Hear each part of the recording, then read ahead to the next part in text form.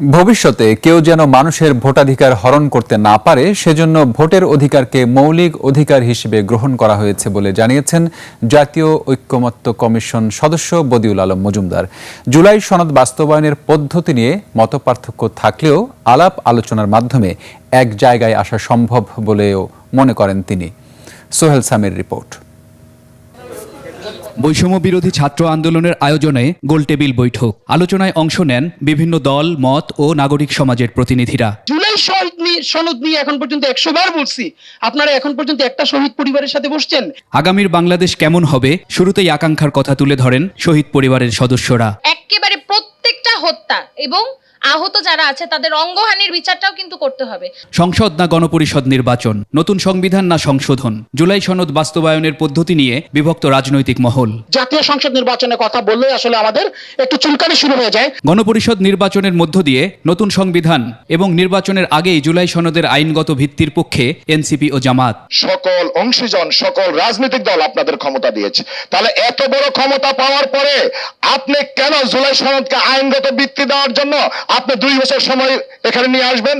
এটা আমাদের বোধগম্য নয়। গণ অভ্যুত্থানের পর দেয়ালে দেয়ালে কিন্তু জুলাই সনদের আকাঙ্ক্ষা লেখা হয়ে গেছে। জনগণ রায় দিয়ে দিয়েছে, সংস্কার হতে হবে। তবে বিএনপির মত, জাতীয় নির্বাচন ও সংবিধানের প্রয়োজনীয় সংশোধন এবং নির্বাচিত প্রতিনিধিদের হাতে জুলাই সনদের বাস্তবায়ন। ভিন্ন মত থাকবে, ভিন্ন পথ থাকবে, ভিন্ন অবস্থান থাকবে, তবে দেশের স্বার্থে আলটিমেটলি ডিফারেন্ট জার্নির মাধ্যমে আমরা সেম ডেস্টিনেশনে পৌঁছাবো। পরাজিত শক্তির ব্যাপারে সিদ্ধান্ত কি হবে, জুলাই সনদে তার সুস্পষ্ট উল্লেখ দেখতে চায় এবি পার্টি। 24-এর পরাজিত শক্তির স্ট্যাটাস কি হবে?